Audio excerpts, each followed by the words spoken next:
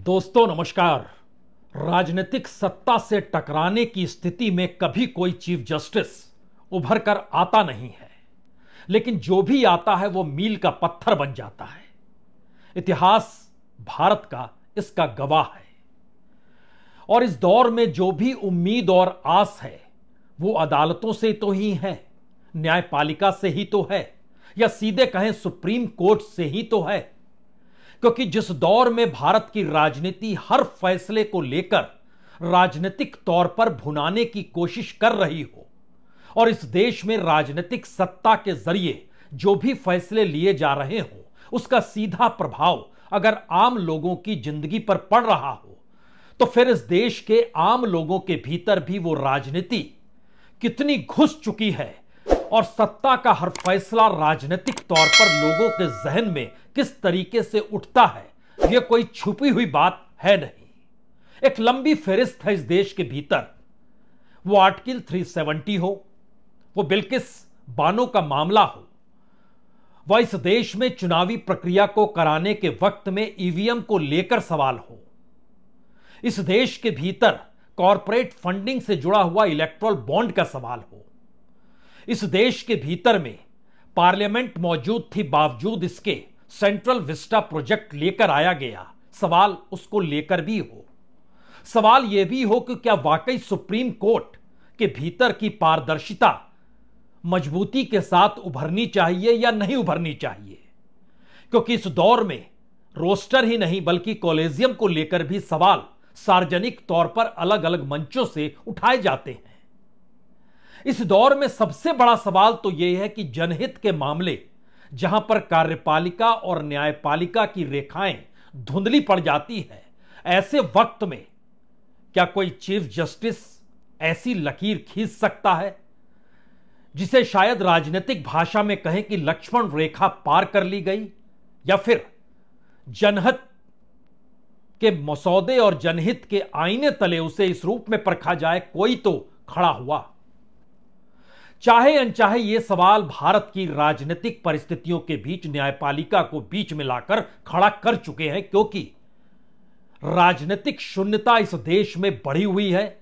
विपक्ष की मौजूदगी संसद के भीतर जब ताकत के साथ मौजूद हो ही नहीं और राजनीतिक सौदेबाजी के तहत इस देश की सत्ता को बनाए रखने या टिकाए रखने की परिस्थितियों में कॉरपोरेट का भी बराबर का योगदान हो चला हो, तो हर वो सवाल सुप्रीम कोर्ट की चौखट पर पहुंच ही जाता है, चाहे वह इस देश के छात्रों से जुड़ा हुआ नीट का मामला ही क्यों ना हो, यानी पर्चा लीक हुआ या नहीं हुआ।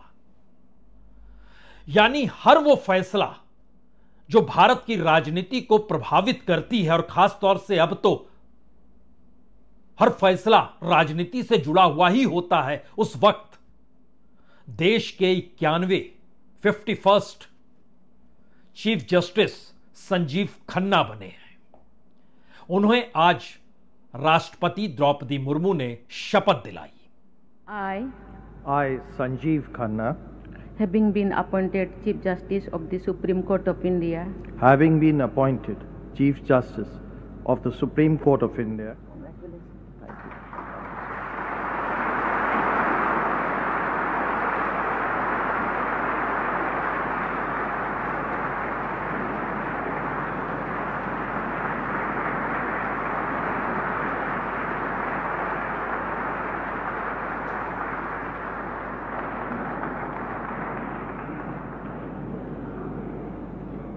जस्टिस संजीव खन्ना का कार्यकाल महज 6 महीने का है, यानी 13 मई 2025 को उनका कार्यकाल खत्म हो जाएगा। बहुत छोटा कार्यकाल है, लेकिन अक्सर न्यायपालिका के भीतर और खास तौर से सुप्रीम कोर्ट के चीफ जस्टिस को लेकर तो यह माना जाता रहा है कि छोटे कार्यकाल में भी इस देश में कई चीफ जस्टिस ने अपने फैसलों से आने वाले वक्त में जो चीफ जस्टिस होंगे उनकी लकीर तय कर दी। और जब लकीर तय होने का सवाल हो तो फिर चीफ जस्टिस संजीव खन्ना में एक संभावना, न्यायिक फैसले को लेकर या भारत के न्यायिक तंत्र में निहित सीमाओं को लेकर सवाल, और शायद इस छोटे से कार्यकाल में भी एक बड़ी लकीर की उम्मीद क्या यह देश कर रहा है? क्योंकि आखिरी उम्मीद तो सुप्रीम कोर्ट ही है। और इस परिप्रेक्ष्य में कई बातों का जिक्र हो उससे पहले आखिर यह उम्मीद और आस संजीव खन्ना को लेकर क्यों है, यह सवाल से ही शुरुआत होनी चाहिए। क्योंकि यह भी बहुत अजीबोगरीब है।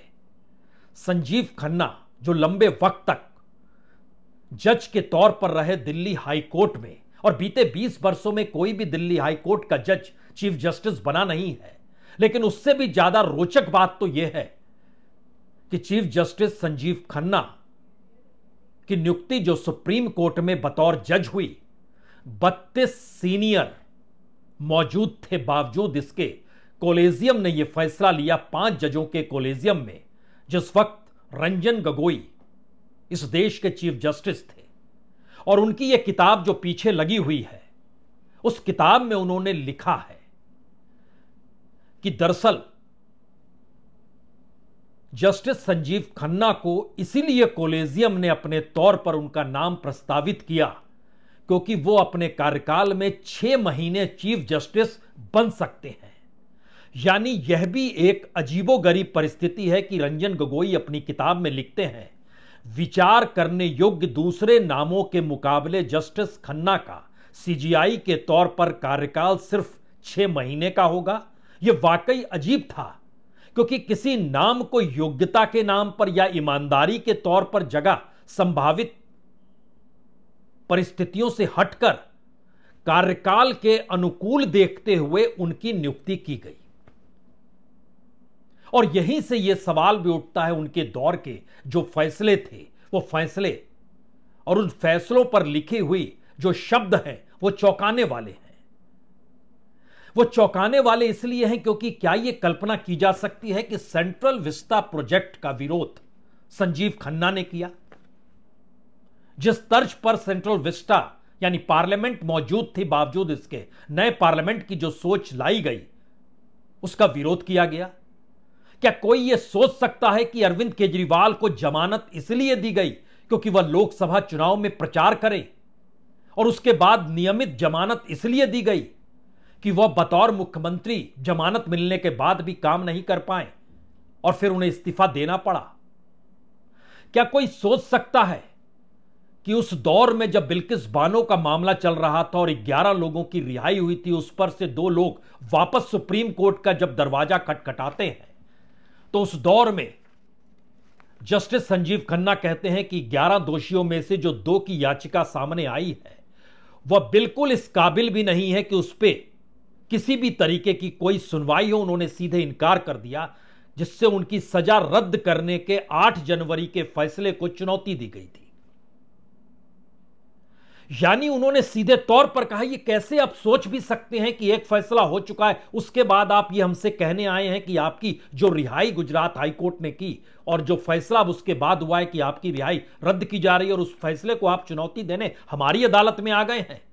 जस्टिस संजीव खन्ना और जस्टिस संजय कुमार की पीठ ने याचिका को बिल्कुल गलत धारणा करार दिया और कहा कि वह शीर्ष अदालतों की किसी अन्य पीठ द्वारा पारित आदेश पर अपील में कैसे बैठ सकते हैं। लेकिन अगला सवाल यह भी है कि इस देश के भीतर में ईवीएम को लेकर उठते सवाल, 100% वीवीपैट होना चाहिए, इसको लेकर जब सुप्रीम कोर्ट का दरवाजा खटखटाया गया तो जस्टिस संजीव खन्ना ने कहा यह बिल्कुल सही नहीं है।